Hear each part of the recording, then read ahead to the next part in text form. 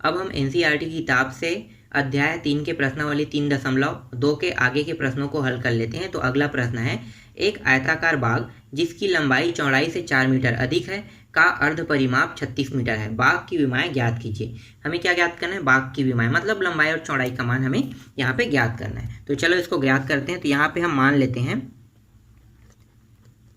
माना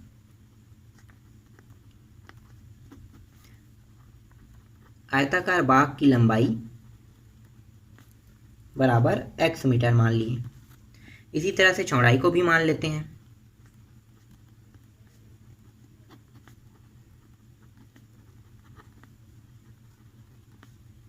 चौड़ाई को हमने y मीटर मान लिया।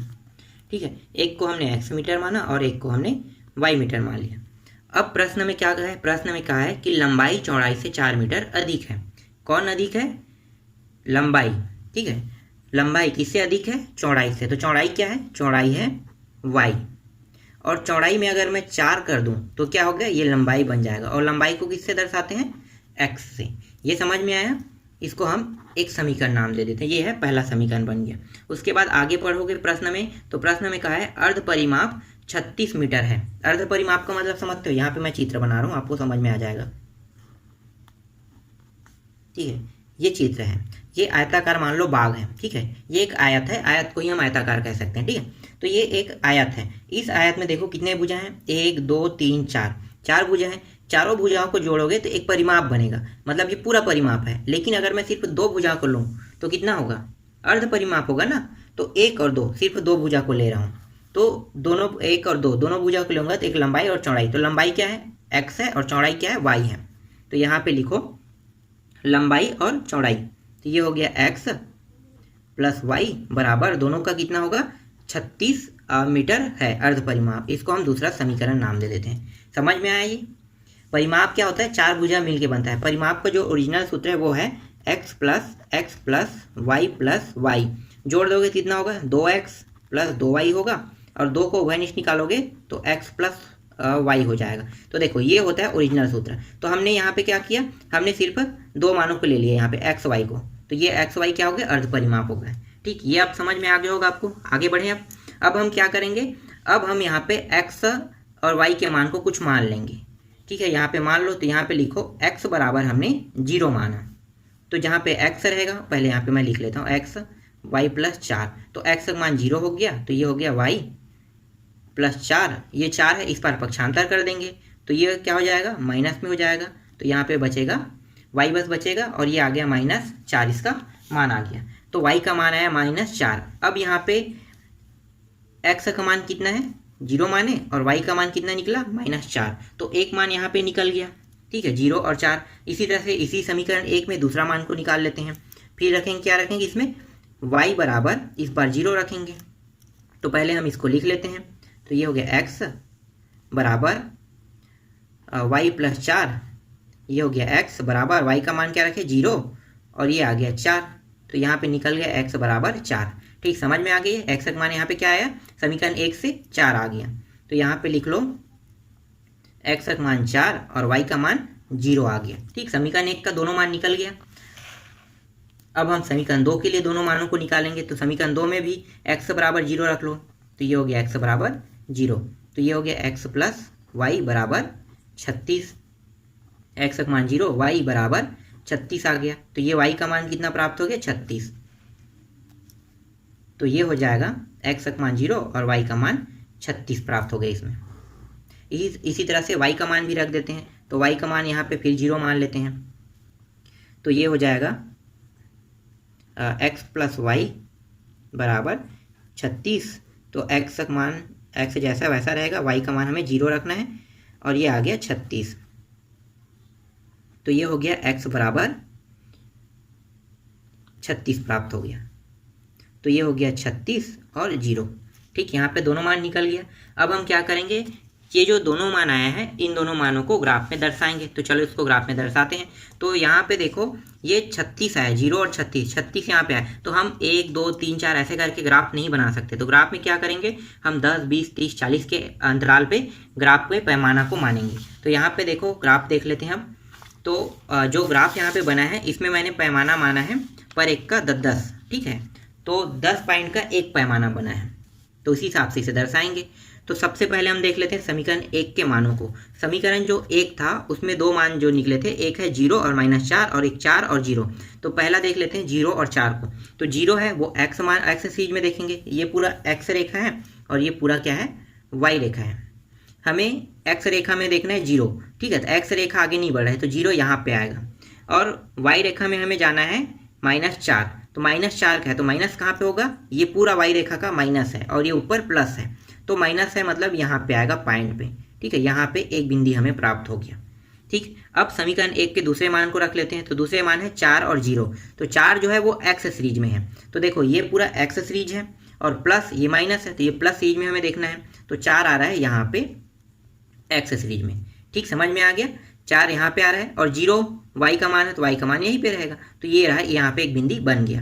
अब क्या करेंगे, इन दोनों बिंदुओं को मिला लो।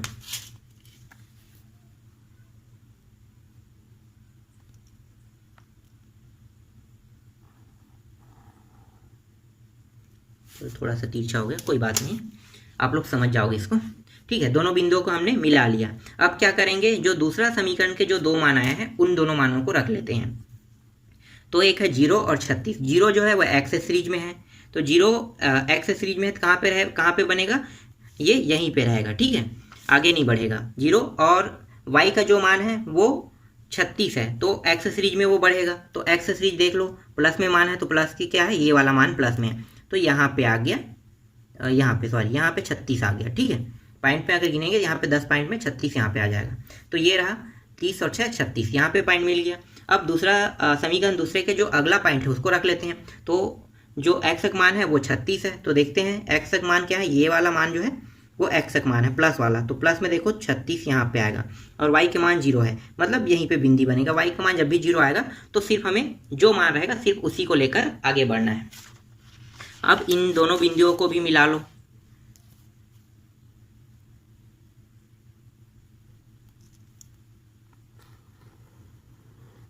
ठीक, यहाँ पे हमने इन दोनों बिंदुओं को मिला लिया। अब ये जो बिंदी है उनके नामों को रख देते हैं। तो ये वाला जो मान है ये है 0 और -4 है, ये वाला जो मान है वो 4 है और 0 है। इसी तरह से यहाँ पे है 36 है और ये 0 है, ये जो है ये 0 और 36 है। अब यहाँ पे जो मान है देखो, ऊपर की ओर जाएंगे तो यहाँ पे 20 आ रहा है, और यहाँ पे देखो सीधे में जाएंगे तो यहाँ पे सीधा देखो, आप ध्यान देना, यहाँ पे देखो ये कौन सा पॉइंट है, x का मान 20 आ रहा है, ठीक है। और y का मान देख लो, तो कहाँ पे आ रहा है, यहाँ पे आ रहा है, ठीक है, यहाँ पे। तो ये कौन सा पॉइंट होगा, 16, तो ये आ गया 16। तो x का मान 20 आया और y का मान 16 आ गया। अब इसे प्रूव करेंगे कि क्लियर कैसे पता चलेगा कि ये x और y का मान जो है 20 और 16 है, ठीक है। ये तो ग्राफ में आपको करेक्ट पता चल जाएगा, अगर ग्राफ पेपर में बनाओगे तो 20 और 16 फिक्स ही आएगा यही मान। लेकिन अगर आप पेपर हाल में बैठे हो तो आपको निकालना भी आना चाहिए। तो चलो मैं उसकी ट्रिक बता देता हूँ आपको निकालने के लिए, उसे कैसे निकाला जा सकता है। तो यहाँ पे जो दोनों समीकरण है, यहाँ पे देखो, एक समीकरण है x है बराबर y+4 है, और दूसरा समीकरण है x+y बराबर 36 है। इसको पहले हम जमा लेते हैं, अरेंज कर लेते हैं पहले वाले समीकरण को। तो ये x हो गया, इस पर पक्षांतर कर दो y को, तो माइनस में हो जाएगा, और ये 4 बची है। यहाँ पे दूसरा समीकरण और पहला समीकरण, ठीक है, ये दूसरा था और ये पहला समीकरण है, हमने अरेंज कर दिया। अब हम क्या करेंगे, इसको सिर्फ जोड़ देंगे। तो जोड़ेंगे, देखो ये दोनों मान कट गए सेम होकर, यहाँ पे आ गया 2x आ गया, ये भी जुड़ जाएगा, तो ये हो जाएगा 40। तो यहाँ पे x बराबर 40/2 हो जाएगा। तो यहाँ x का मान कितना आ गया, 20 आ गया ना। ग्राफ में जो 20 आया था x का मान यहाँ पे निकल गया। अब इस मान को चाहे 1 में रखो चाहे 2 में रखो, आपका मान जो y का मान है वो 16 आ जाएगा। देखते हैं अब रख के, तो समीकरण 1 में रख लो। तो ये हो गया x का मान 20 -y बराबर 4, तो ये हो गया 20। इसको इस पार ला लेते हैं तो ये माइनस में हो जाएगा, और इस y को उस पार ले जाते हैं तो ये प्लस में हो गया। तो यहाँ पे आ गया 16 बराबर 4, y बराबर 16। तो देखो x और y का मान निकल गया 16 और 20। तो देखो यहाँ पे मैंने क्लियर कर दिया, प्रूफ करके आपको दिखा दिया कि जो हमने x और y जो ग्राफ में निकाले हैं 20 और 16 वो क्या है, एकदम सही बैठा है, ठीक है। अब आगे बढ़े अगले प्रश्न की ओर।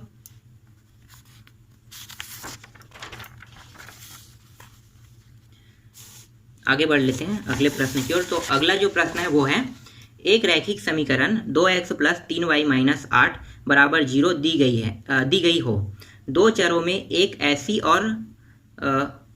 ऐसी रैखिक समीकरण लिखे ताकि प्राप्त युग्म का ज्यामितीय निरूपण, जैसा कि पहला दिया है प्रतिच्छेद करती रेखाएं हो, दूसरा है समांतर रेखाएं हो, और तीसरा है संपाती रेखाएं हो। तो ये जो तीनों हमें बताना है, एक समीकरण हमारे पास दिया है, और समीकरण क्या दिया है पहले उसको हम लिख लेते हैं। तो समीकरण दिया हुआ है 2x + 3y - 8 = 0। और पहला क्या ज्ञात करना है हमें, पहले में प्रतिच्छेद करती रेखाएं ज्ञात करना है। तो प्रतिच्छेद कब रहता है, तो मैं यहाँ पे आपको बता देता हूँ। प्रतिच्छेद कब रहता है, जब a1 a2 बराबर नहीं है b1 और b2 के, तो ये प्रतिच्छेद रहेगा। ठीक है, ये समझ में आ गया प्रतिच्छेद। ठीक है, मैं उसी समय समझाऊंगा आपको समांतर और संपाती को भी। तो पहले हमें इस तरह से सिद्ध करना है। तो यहाँ पे जो भी मान मानोगे, ठीक है, मानते हैं एक समीकरण और दूसरा समीकरण मान लेंगे। तो यहाँ पे क्या होगा, अगर ये 2x है, ठीक है, तो यहाँ पे मैं रख देता हूँ 3x रख दिया, फिर यहाँ पे प्लस। हमें सिर्फ इन दोनों के मान समान नहीं आना चाहिए जब बनेगा तो, ठीक है, बस इतना ही हमें ध्यान देना। तो मैंने यहाँ पे 3x रख दिया। अब यहाँ पे क्या रखेंगे, यहाँ पे ऐसा मान रखेंगे कि इसका ये जो मान है सेम ऐसा मान ये ना आए। तो 3 के अलावा आप कुछ भी मान सकते हो। क्या मानोगे, 3 के अलावा, तो मैं यहाँ पे 4 मान सकता हूँ। तो ये रहा 4y। ठीक है, यहाँ पे क्या मानोगे, यहाँ पे देखो इसके बराबर कुछ भी मान सकते हो। यहाँ पे मैं 1 मान लिया, बराबर 0 रख दिया। बस आपको ऐसा संख्या मानना है जो मान बराबर ना हो। तो इसके जैसा ये मान नहीं है और इसके जैसा ये मान नहीं है, मतलब डेफिनेटली ये क्या है, प्रतिच्छेद रेखा बन गया। अब यहाँ पे निकाल लेते हैं। a1 का मान कितना हो गया 2, b1 का मान 3 और c1 का मान -8। इसी तरह से a2 का मान निकाल लो 3, b2 का मान निकाल लो 4 और c2 का मान निकाल लो -1। रखें आप a1/a2 वाले में, तो a1 का मान 2 और a2 का मान 3। इसी तरह से b1/b2 रखते हैं, तो b1/b2 3 और 4। देखो क्या दोनों मान समान है, नहीं है, सिंपल सी बात है। मतलब ये क्या है, प्रतिच्छेद रेखा। तो यहाँ पे लिखो प्रतिच्छेद रेखाएं हैं। ठीक, ये साबित हो गया। पहला हमने साबित कर दिया कि ये जो रेखा है प्रतिच्छेद रेखा है। ये आपको समझ में आ गया ना कि इनके मानों को कैसे रखना है। बस ये क्या है, a1 a2 है, तो a1 a2, तो यहाँ पे मान क्या दिया है, बस इन दोनों मान को एक जैसा नहीं होना चाहिए और इन दोनों का मान एक जैसा ना आए। आप कुछ भी रख लो। तो यहाँ पे देखो सिद्ध हो गया कि a1 a2 बराबर नहीं है b1 b2 के। अब दूसरा देख लेते हैं इसी समीकरण में। फिर से मैं यही समीकरण लिख रहा हूँ। तो 2x + 3y - 8 = 0। इस बार हमें क्या बताना है, दूसरा में हमें बताना है समांतर रेखा। अब समांतर कब रहता है, तो समांतर रहता है a1/a2 बराबर b1/b2 बराबर नहीं है c1/c2 के। मतलब दो मान इसके बराबर होंगे और तीसरा और जो चौथा मान है, ठीक है, मतलब ये a1 a2 b1 b2 दोनों मान बराबर हो सकते हैं, लेकिन c1 c2 के मान बराबर नहीं होने चाहिए। बस आपको ये याद रखना है। तो ऐसे संख्या मानना है। तो देखो यहाँ पे क्या है, 2x और ये 3y है। ठीक है, तो यहाँ पे मैं ऐसा क्या मानूं कि जो अगला पद है ये भी इससे कट जाए, मतलब दोनों मान बराबर हो जाए। तो यहाँ पे मैं रख लेता हूँ 4x रख लेता हूँ। ठीक है, और यहाँ पे मैं रख लेता हूँ 6y। अब देखो 2 एकम 2 दूनी 1/2 आ गए, 3 एकम 3 दूनी 1/2 आ गए, मतलब दोनों मान मेरा बराबर हो गया। अब ये जो मान है ये बस बराबर नहीं होना चाहिए। तो इसको हम क्या मान सकते हैं, इसको मैं मान लेता हूँ 6 मान लेता हूँ बराबर 0। ठीक है, अब देखें a1 का मान कितना निकल गया 2, b1 का मान निकल गया 3, c1 का मान निकल गया -8। इसी तरह से a2 का मान आ गया 4, b2 का मान आ गया 6 और c2 का मान आ गया -6। तो a1/a2 बराबर 2/4 आ गया, b1/b2 बराबर 3/6 आ गया, c1/c2 बराबर -8/6 प्राप्त हो गया। ये 2 एकम 2 दूनी, तो यहाँ पे a1/a2 का मान आ गया 1/2, b1/b2 ये आ गया 3 एकम 3 दूनी, ये भी कट गया 1/2 आ गया, c1/c2 बराबर ये हो गया। देखो दोनों में क्या है माइनस, दोनों माइनस कट गया, प्लस में हो गया। अब ये 2 तिया और 2 चौके, मतलब 2 चौके 8 और 2 तिया। तो देखो ये दोनों मान बराबर है, लेकिन ये वाला जो मान है इसके बराबर नहीं है। मतलब क्या है, ये एक समांतर रेखा है। तो a1/a2 बराबर है b1/b2 बराबर नहीं है c1/c2। तो ये क्या है, एक समांतर रेखा है। ठीक, ये समझ में आ गया। दूसरा भी हमने प्रूव कर दिया। तीसरा हल कर लेते हैं। तीसरा प्रश्न में फिर से समीकरण लिखो, 2x + 3y - 8 बराबर जीरो। अब हमें क्या करना है तीसरा में हमें संपाती निकालना है, ठीक है, संपाती रेखा ज्ञात करना है। तो संपाती रेखा में क्या होगा, सभी मान क्या होंगे, बराबर होगा। तो दो मान तो हमें पता है कि बराबर होने के लिए अगर मैं 4x रख लेता हूँ, अभी जो पहले बनाए थे प्रश्न में 4x रखा तो आ गया था मान, और 6y रखा तो आ गया। अब सिर्फ हमें इसका बस मान को बराबर करना है, ठीक, इसको बस बराबर करना है। तो ये 8 है, 8 दूनी कितना होता है 16, तो -16 रख देंगे तो बराबर आ जाएगा। तो a1 का मान यहाँ पे आ गया 2, b1 का मान 3 और c1 का मान -8। इसी तरह से a2 का मान आ जाएगा 4, b2 का मान आ जाएगा 6 और c2 का मान आ जाएगा -16। तो ये हो जाएगा a1/a2 बराबर 2/4, b1/b2 बराबर 3/6, c1/c2 बराबर -8/16। तो ये हो गया a1/a2 1/2 आ गया, b1/b2 बराबर 1 ये भी 2 आ जाएगा, कट के 3 कम 3 दूनी। इसी तरह से c1/c2, तो ये दोनों क्या हो गया, माइनस में इस कट के प्लस हो गया, 8 कम 8 दूनी, तो ये भी आ गया 1/2। तो देखो a1 यहाँ पे लिख लेते हैं, a1/a2 बराबर है b1/b2 बराबर है c1/c2 के। तो सभी मान देखो बराबर हैं, तो मतलब क्या है, ये एक संपाती रेखा है। तो यही हमें सिद्ध करने के लिए कहा था। तो आपको ये अब समझ में आ गया होगा अच्छे से। आगे बढ़ते हैं लास्ट प्रश्न की ओर। तो अंतिम प्रश्न है,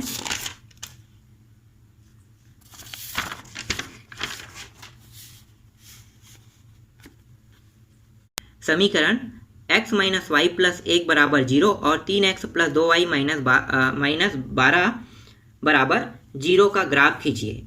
जो x अक्ष और इन रेखाओं से बने त्रिभुज के शीर्षों के निर्देशांक ज्ञात कीजिए और त्रिभुजाकार पटल को छायांकित कीजिए। तो यहाँ पे हमें क्या करना है, त्रिभुजाकार जो पटल रहेगा उसे छायांकित करेंगे। मतलब इसका मतलब क्या है, इसके कहने का मतलब ये है कि ये x और y के जो मान है उसे हमें त्रिभुज के जो सूत्र है उसमें मान को रख के निकाल के आपको बताना है, बस इतना ही ये कहा है। तो चलो इसको हल करते हैं।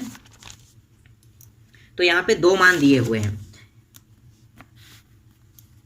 एक दिया हुआ है x - y + 1 बराबर 0, इसको हम पहला समीकरण मान लेते हैं। और दूसरा दिया हुआ है 3x + 2y - 12 बराबर 0, इसको हम दूसरा समीकरण मान लेते हैं। क्या करेंगे इसमें, आपको पता है हमें क्या करना है इसमें। तो यहाँ पे हम x और y के मान को कुछ मान लेंगे, जैसे हमने बाकी प्रश्नों में किया वैसे ही इसमें भी करेंगे। तो यहाँ पे मैं x का मान यहाँ पे 0 रख लेता हूँ। तो ये हो जाएगा x - y + 1 बराबर 0, x का मान यहाँ पे आ गया 0 - y + 1 बराबर 0। ये हो गया y + 1 बराबर 0, और ये माइनस है ना, ये जो -y है उसको इस पर पक्षांतर कर देंगे तो ये आ जाएगा 1 बराबर, माइनस में था क्या हो गया, प्लस में हो गया, ठीक है। तो y का मान आ गया 1 प्राप्त हो गया। तो यहाँ पे x का मान निकला 0 और y का मान आ गया 1। इसी तरह से अब इसी समीकरण में 1 में y के मान को रख देते हैं, तो y का मान इस बार हमने 0 मान लिया। तो ये हो जाएगा x - y + 1 बराबर 0, y का मान 0 आ गया, +1 बराबर 0। तो x बराबर ये 1 उस पर चला जाएगा, तो क्या हो जाएगा, प्लस से माइनस हो जाएगा। तो x का मान आ गया -1 और y का मान आ गया यहाँ पे 0। तो यहाँ पे समीकरण 1 के दोनों मान निकल गए। अब इसी तरह से समीकरण 2 के दोनों मानों को निकाल लेते हैं। तो समीकरण 2 में भी मान लेते हैं x बराबर 0 मान लेते हैं। तो x बराबर 0, 3x + 2y - 12 बराबर 0। तो ये हो गया, ये पूरा मान क्या हो गया, इसको 0 मानेंगे तो ये 0 हो गया, + 2y - 12 बराबर 0। तो ये हो गया 2y, इस 12 को उस पर पक्षांतर कर देंगे तो क्या हो जाएगा, ये माइनस में था तो प्लस में हो जाएगा, और ये y बराबर 12/2। तो y का मान यहाँ पे आ गया 2 कम 2 छक्के, तो y का मान आ गया 6 आ गया। तो x का मान 0 माने और y का मान यहाँ पे प्राप्त हो गया 6। इसी तरह से y के लिए भी हल कर लेते, तो y का मान यहाँ पे 0 मान लेते हैं। तो 3x + 2y - 12 बराबर 0। तो ये हो गया 3x और ये हो गया 0 - 12 बराबर ये रहा। तो ये हो गया 3x, इस 12 को उस पर पक्षांतर कर देंगे तो ये प्लस में हो जाएगा। तो x बराबर 12/3 हो जाएगा। तो x का मान आ गया 3 एकम 3 चौके, तो x का मान आ गया 4। तो x का मान 4 और y का मान कितना प्राप्त हो गया, 0 प्राप्त हो गया। तो यहाँ पे सभी मान निकल गए। अब क्या करेंगे, ये जो सारे मान निकले हैं इन सभी मानों को हम ग्राफ में दर्शाएंगे। तो चलो अब इसको ग्राफ में दर्शाते हैं। तो ये रहा, यहाँ पे हमने ग्राफ को तैयार कर लिया है। बस हम क्या करेंगे, यहाँ पे मानों को रखेंगे ग्राफ में।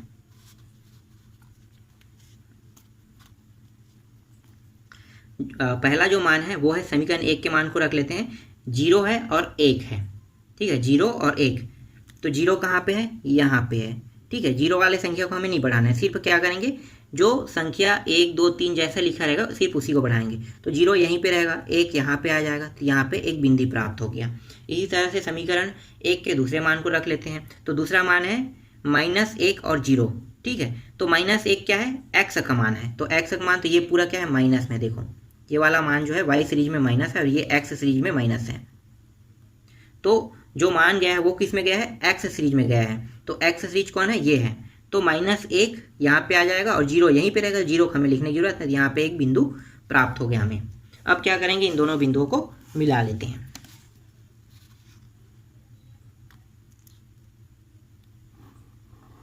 चलो ये रहा, हमने इन दोनों बिंदुओं को मिला लिया। अब दूसरे समीकरण के बिंदुओं को रखते हैं। तो दूसरे समीकरण के बिंदु है, एक है 0 है और 6 है। तो 0 यहीं पे रहेगा, एक्स सीरीज में है, और वाई सीरीज में 6 है। तो वाई सीरीज में 6 जाएगा, यहाँ तक जाएगा, ठीक, समझ में आ गया। वाई सीरीज में 6 यहाँ तक जाएगा। अब दूसरे मान को रख दो। तो दूसरा मान है 4 और 0। तो 4 जो है एक्स सीरीज में जाएगा यहाँ तक, और 0 जो है यहीं पे रहेगा। तो 0 को आपको लिखने की जरूरत नहीं, सिर्फ 4 को लिखना है। तो ये रहा, 4 पॉइंट तक गया। अब हम इन दोनों बिंदुओं को मिला लेते हैं। चलो ये रहा, हमने इन दोनों बिंदुओं को मिला लिया। तो देखो यहाँ पे 2 त्रिभुज बन रहा है, एक यहाँ पे एक यहाँ पे। अब एक्स अक्ष की ओर आधार मानते हुए कौन सा त्रिभुज है, तो एक्स अक्ष को अगर लेंगे तो ये वाला पूरा क्या है, एक्स, ये है एक्स अक्ष है। तो एक्स अक्ष है, मतलब हमें इस त्रिभुज को लेकर हल करना है। अगर वाई अक्ष कहता तो हम इस त्रिभुज को लेकर हल करते, ठीक है। तो एक्स अक्ष बोला है, मतलब इस त्रिभुज को लेकर हल करेंगे। यहाँ पे पहले इनके बिंदुओं को रख लेते हैं। तो ये वाला जो मान है ये है -1 और 0 है। ये वाला जो पॉइंट है वो 0 और 1 है। ये वाला जो पॉइंट है ये है 0 और 6। और ये वाला जो बिंदु पॉइंट है ये है 4 और 0 है। और यहाँ पे क्या बन रहा है, यहाँ पे अगर ध्यान से देखा जाए तो यहाँ पे आ रहा है ये 3 आ रहा है और ये 2 आ रहा है। तो देखो ये 3 और 2 बन गया, सॉरी कौन सा है, 2x है ना, ये 2 आगे में रहेगा, इसको आगे में लिखो, 2 और 3 बन रहे हैं, ठीक। यहाँ पे पता चल गया ना, देख लो आप ध्यान से। अगर मैं ऐसे करता हूँ तो देखो यहाँ पे ये वाला जो लाइन है ये क्या है, एक्स सीरीज में 2 जा रहा है सीधे में, और ये वाला क्या है, 3 के पास जा रहा है, मतलब 2 और 3 बिंदी यहाँ पे एक्स और वाई का जो मान निकल रहा है वो 2 और 3 निकल रहा है। तो ये आपको समझ में आ गया। अगर आप इसको निकालना चाहते हो तो मैंने पहले ही इससे पहले वाले जो प्रश्न बनाया उसी तरह से आप 2 और 3 को निकाल सकते हो। एक्स और वाई का मान 2 और 3 आएगा ही आएगा, ठीक है। अब जो प्रश्न में कहा है उसके हिसाब से चलते हैं। प्रश्न में क्या कहा है कि प्रश्न में कहा है कि एक त्रिभुज का निर्माण करना है एक्स अक्ष को लेते हुए, ठीक है। तो इसके लिए जो छायांकित पटल का है, ये देखो छायांकित पटल बन चुका है। बस हम इसको हल कर लेते हैं। तो यहाँ पे कितने पॉइंट निकलेगा, यहाँ से गिनेंगे, क्योंकि यहाँ से यहाँ की दूरी 1 2 3 4 5, आधार का मान आ गया यहाँ पे पूरा 5 आ गया, ठीक है। अब लंबाई निकाल लेते हैं। एक इनमें से कर्ण रहेगा, तो हमें कर्ण नहीं लेना है, हमें क्या लेना है, हमें लंबाई लेना है। तो यहाँ से यहाँ की लंबाई, ऊंचाई देखो, यहाँ पे ऊंचाई मान लो उसको। तो यहाँ से यहाँ की ऊंचाई कितनी है, ध्यान दो, 3 है ना। यहाँ से पूरे यहाँ की दूरी 3 है, तो ये आ गया 3 आ गया। अब इसका जो सूत्र है उसमें हमें मान को रखना है। तो इसके सूत्र क्या है, तो चलो यहाँ पे अब हल करते हैं। सूत्र है आयत का क्षेत्रफल, सॉरी आयत नहीं, त्रिभुज का क्षेत्रफल बराबर 1/2 लंबाई गुणित चौड़ाई। अब यहाँ पे लंबाई चौड़ाई का है, ठीक है। लंबाई तो आपको समझ में आ गया। तो जहाँ पे लंबाई लिखा रहता है उसको हम कई बार ऊंचाई से दर्शाते हैं, सिर्फ त्रिभुज वाले कंडीशन में ना। और जहाँ पे चौड़ाई रहता है उसको हम आधार से दर्शाते हैं, नाम आधार बोलते हैं। तो यहाँ पे जो लंबाई है उसको हम ऊंचाई लिख लेते हैं, ठीक है, और जो चौड़ाई है उसको हम आधार लिख लेते हैं। अब इनके मानों को यहाँ पे रख लेते हैं। तो 1/2, ऊंचाई कितना है, यहाँ पे देखो ऊंचाई कितना है, 3 है। तो यहाँ पे रख देते हैं ऊंचाई का मान 3, और आधार कितना है, देखो यहाँ से यहाँ की दूरी कितना है, 5 है। 1 2 3 4 5, तो 5 पॉइंट है, तो 5 लिख दो। तो ये हो गया 5, गुणा कर दो तो ये हो गया 5 या 15 और 15 एकम 15, तो ये आ गया 15/2 आ गया। और कट रहा है क्या, नहीं कट रहा है, तो इसका आंसर कितना आ गया 15/2। और यही हमें क्या करना था, ज्ञात करना था, और यही इसका आंसर है। ठीक, तो इस तरह से ये पूरा प्रश्नावली 3.2 कंप्लीट हो गया। इसके बाद हम लोग अगले प्रश्नावली के प्रश्नों को हल करेंगे।